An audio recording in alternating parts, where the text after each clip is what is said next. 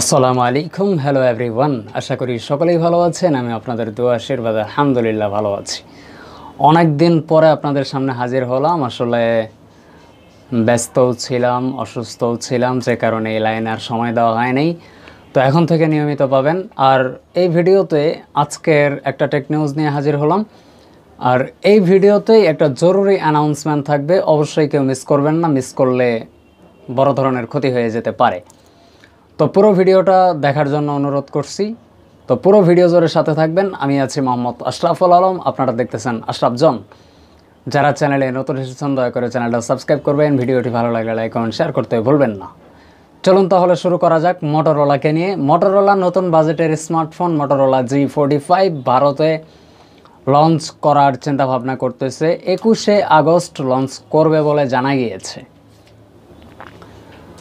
তো এটার লঞ্চ তারিখ পাশাপাশি কবে লঞ্চ হবে এটা তো জানাই গেল, 21শে আগস্ট 2024। পাশাপাশি অনেক স্পেকও আমরা জানতে পারছি। তো ডিজাইন কেমন হবে সেটাও অলরেডি দেখে ফেলেছেন বা জেনে ফেলেছেন অনেকেই।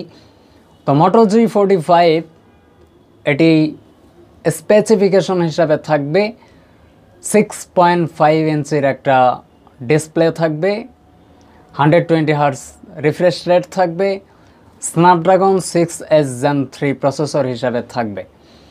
ক্যামেরা হিসাবে থাকবে 50 মেগাপিক্সেল রেয়ার ক্যামেরা এবং 2 মেগাপিক্সেল ডেপথ সেন্সর।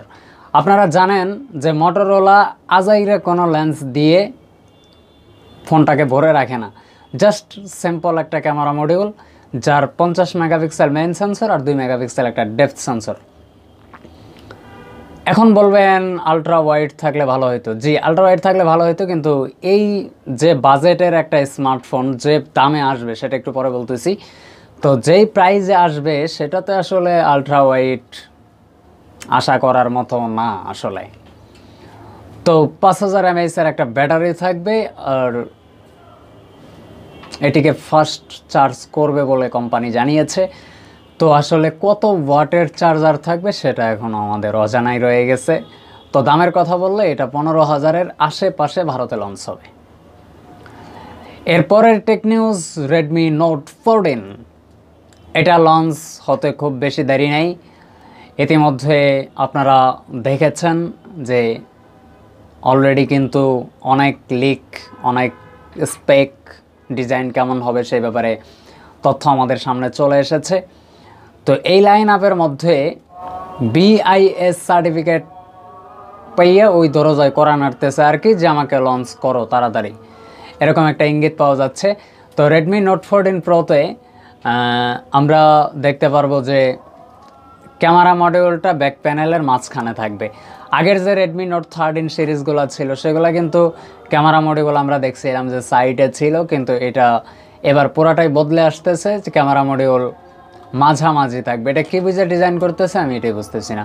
তবে ক্যামেরা মডিউলের যে চারপাশটা আছে চারপাশে কিছুটা কার্ভ থাকবে বলে জানা গিয়েছে।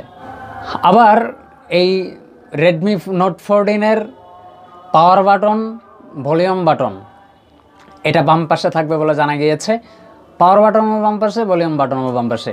আমরা এই ডিজাইনটা আমি অন্তত ব্যক্তিগতভাবে পছন্দ করতে পারতেছি না, কারণ আনইজি লাগবে। বাম হাতে পাওয়ার বাটন চাপা, বাম হাতে না ভলিউম বাটন চাপা যায়। বাম পাশে ভলিউম বাটন থাকলে যাদের হাতটা একটু বড় টাইপ থাকে তারা ইজিলি পাওয়ার বাটন আর ওই পাশ দিয়া এইভাবে ভলিউম বাটনটা ক্লিক করতে পারে। অথবা বাম হাতে ফোন ধরা থাকলে পাওয়ার বাটন তো সব সময় চাপার কোনো প্রয়োজন হয় না, তো সেক্ষেত্রে বাম হাত দিয়েও কিন্তু বৃদ্ধাঙ্গুলি দিয়ে ফোনটা হাতে নিয়ে কিন্তু ইজিলি ভলিউম আপ ডাউন করতে পারে। সেক্ষেত্রে পাওয়ার বাটন ডান পাশে থাকলেই ভালো হতো, বাম পাশে ভলিউম বাটন থাকুক, সমস্যা নেই। কিন্তু এই ডিজাইনটা আমি কেমন জানি মেনেই নিতে পারতেছি না। এটা ডিজাইনারের মাথায় কোন ভূত চাপছে। তো মোটামুটি এই লাইন আপে তিনটা সেন্সর থাকবে ক্যামেরা বাম্পের মধ্যে। ক্যামেরা মডিউলে 3টা সেন্সরের মধ্যে একটা এলইডি ফ্ল্যাশ বসানো থাকবে।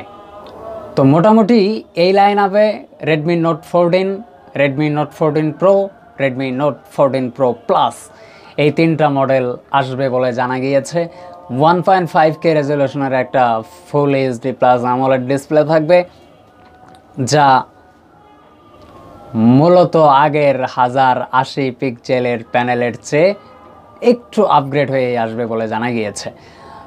তো প্রসেসর হিসাবে থাকবে কোয়ালকম স্ন্যাপড্রাগন 7S Gen 3। পরে প্রো মডেলটা মিডিয়াটেক ডাইমেনসিটি 7350 প্রসেসরে আসবে বলে জানা গিয়েছে। তবে 45 ওয়াটের একটা ফাস্ট চার্জার থাকবে আর 5000 mAh-এরই ব্যাটারি থাকবে। তো ধামাকা যে একটা অ্যানাউন্সমেন্ট করার কথা ছিল সেটা এখন বলে দিচ্ছি। আমাদের চ্যানেলে অতি শীঘ্রই মেগা গিভওয়ে শুরু হবে। আপনাদের যেটা করতে হবে সেটা হচ্ছে চ্যানেলটা সাবস্ক্রাইব করতে হবে, আর ভিডিওর নিচে একটা ছোট্ট করে কমেন্টস করতে হবে যে ভাই সাবস্ক্রাইব করে দিয়েছি। এরপরে আমরা যেটা করব সেটা হচ্ছে আপনাদের প্রত্যেকের নাম একটা ইয়ার মধ্যে লিখবো, লেখা লটারি হিসাবে থাকবো। মোটামুটি 5 জন একটা করে TWS পাবেন। কোনটা পাবেন সেটা আমি হাতে নেই, আমাকে কিনতে হবে। তো আপনাদের জন্যই কিনবো, অবশ্যই সাথে থাকবেন। আশরাফ জনকে এগিয়ে নিয়ে যেতে আপনারাই সহায়তা করবেন। তো পুরো ভিডিও জুড়ে সাথে থাকার জন্য আপনাদেরকে অসংখ্য ধন্যবাদ। সকলেই ভালো থাকবেন, সুস্থ থাকবেন। দেখা হবে আশরাফ জনের আরও ব্র্যান্ড নিউ কোনো নতুন ভিডিওতে, আরও ইন্টারেস্টিং নতুন ভিডিওতে। আজকে আমি এই মুহূর্তে বিদায় নিচ্ছি। আল্লাহ হাফেজ।